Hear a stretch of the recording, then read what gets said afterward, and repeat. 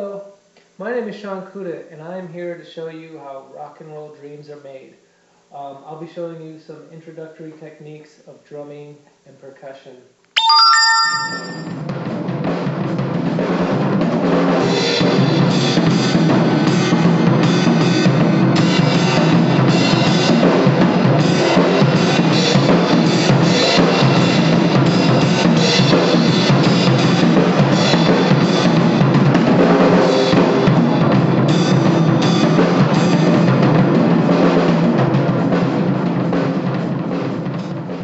Okay, so real quick, we're going to get into the hardware that we're using today.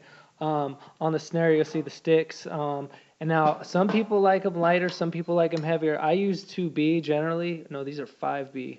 5 or 2B. Generally, I like mine thicker and heavier. Sometimes I'll sand the ends so that way it's easier to hold for me because they come out smooth, and sometimes it's a little bit slippery once you're playing and you're getting into it. You get a little sweaty. Here's our drum tuning key. It's a lot like if you skate, you might know for your trucks, you use that. Now, when you're tuning, you'll put these on here, and when you tighten the nuts, you're going to go clockwise. The tighter usually is the sharper sound. If you loosen it, you're going to get a deeper, heavier sound. I like mine to be generally deep and heavy, so my instruments are generally kind of loose. Now, when you do this, you're going to want to go from one end to the opposite and tighten, and then alternate. Go from here to here, because when you do it all in order, you're going to have a lack of continuity. You're going to have one side that's tight, tight, tight, and then all of a sudden, once you get around, these might loosen up. It just doesn't make it for a great sound. Now we got a 24-inch Pearl bass drum. There's our kick pedal. I think we're using a 18-inch floor tom. I'm not sure the size of the rack, might be 16. I've got a medium crash over here from Zildjian. Got to have some cowbell, ride cymbal over here, 14-inch hi-hat. Sometimes I use 13. These are a little bit heavier. And then a 17-inch crash over here.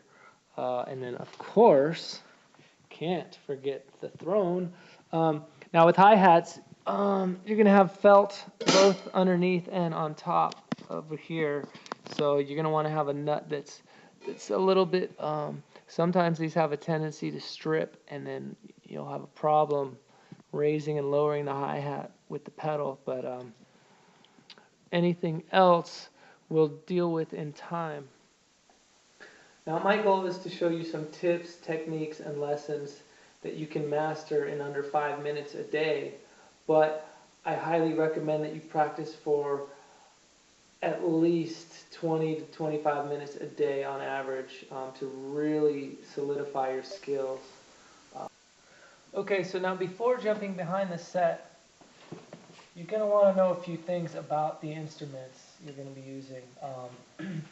Now there's a whole slew of things you can do, and it can get very expensive, but general basic set would be, if we're going back to the 50s, would be hi-hat, snare, bass drum, possibly ride cymbal or crash cymbal, and maybe a tom or floor tom. Now, I highly recommend in the beginning training yourself to become well with the sticks.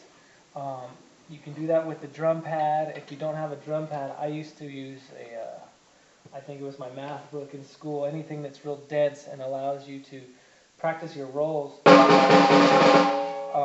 Or if you have a snare, I would just suggest practicing on a snare before you actually get involved with the entire set, because once you learn the basics of how to use your drumsticks, you're going to be very skilled, and then it will allow you to be more flexible once you start working with the entire set.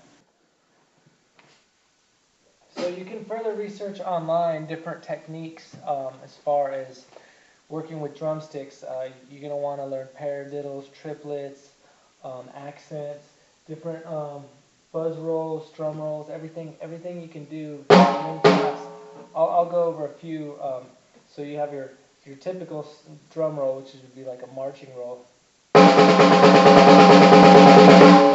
And to accent it, you can start from one end and come down into the center of the drum. And you can do that that with all of them,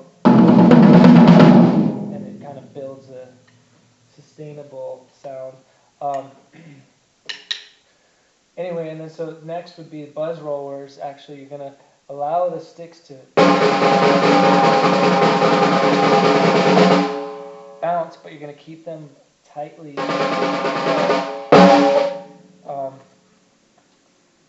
So paradiddles are basically when you're alternating.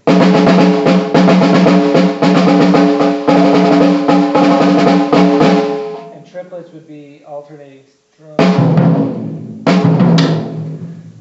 Some of the most common things you're going to want to learn in the very beginning probably go along with songs that your friends will be learning on guitar. So typically Iron Man, Smoke on the Water, Teen Spirit. A lot of those are the type of songs that kids want to learn guitar on because they're so distinct sounding.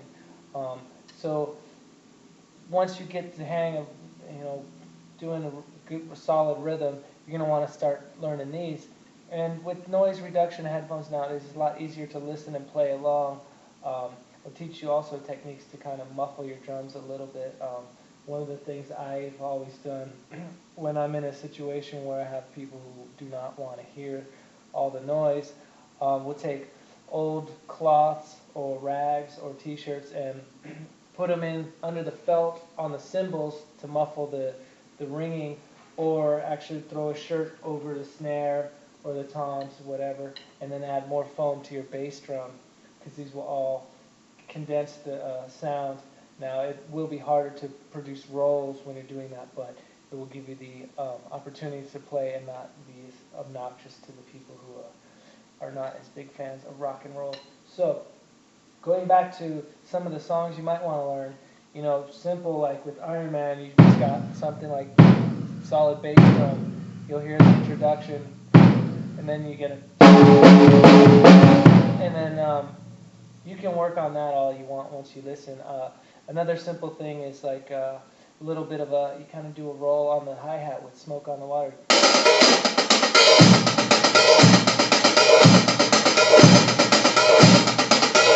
And then I believe the snare comes in at some point. I have to listen to it. It's been a long time. Sometimes I get that song confused with My Woman from Tokyo.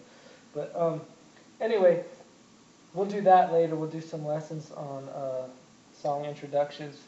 Back to the basics. So if you can always shorten things, make 2/4, 3/4, 4/4. There's different time zones for everything. And once you get acclimated to the muscle memory patterns that you're working with, you can you're capable of doing anything. Now, I'm a left-handed drummer, so I have an open snake, and if you don't know what that means I don't cross over. A lot of people, right-handed drummer with this type of setup would their right or their dominant hand for the hi-hat. In my case, I leave it open, so I would be something like this. I always encourage to alternate, because you don't want to have one hand more dominant than the other, because frequently when you're rolling and then you come off and go to another instrument, it's going to be a little flat, or one's going to be slower than the other as far as movement goes. So what I do is I like to alternate. Here we go. With the left. With the right. You can alternate. Every time you alternate, you can do a little lift, kind of give it a little splash, so that way you transition with that. And it's not going to look like much. There's not going to be much flair to it, but it's going to give you a better rhythm overall in time.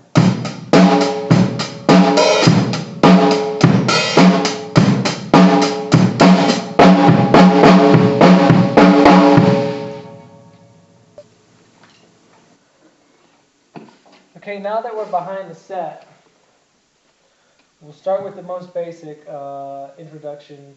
Generally, the most common beat in rock and roll is 4/4 time, and so you typically will find that many rhythms and beats start with the hi-hat, snare, and bass drum.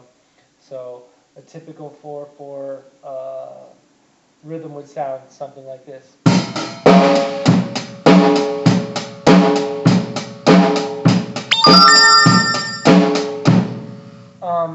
Now, when you're beginning, if it's your introduction to drumming, you probably want to count out loud. It will help you because it's not often, if you haven't had the muscle memorization skills built up yet, you're going to want to count one. Now, typically you would count 1 with the bass drum, every alternate, 1 and 3 with the bass drum, and then 2 and 4 with the snare. So you'd have 1,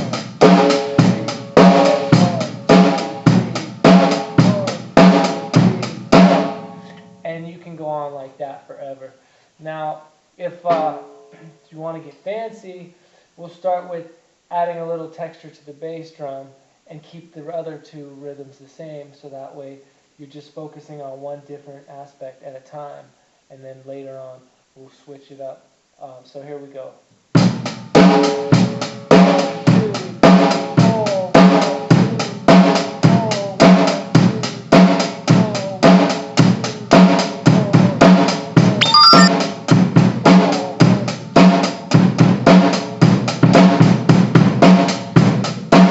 Okay, so that's how it kind of gives you an idea of what you're working with there.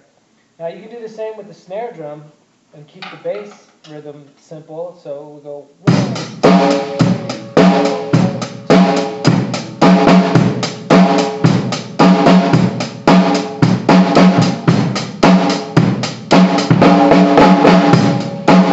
Every now and then you can come off the hi-hat and try to do a fill until you get comfortable with doing it in rhythm.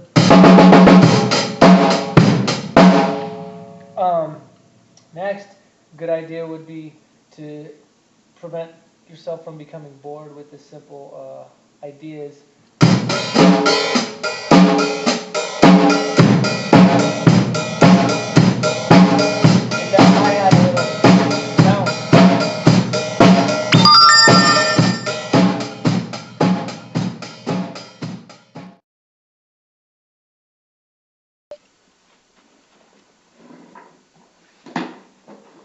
Now, one thing to remember in any art, whether you want to play drums or guitar or any instrument, or not even an instrument at all, any kind of field of study that you want to excel in, your primary goal is natural to want to be as good as your teacher or your mentor.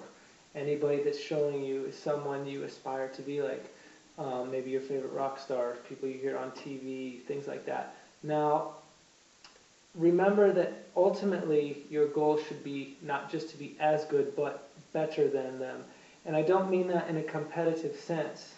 I mean that in, as long as you're doing your very best always, you're going to see the best results for yourself and for the people you play with and those you surround yourself with.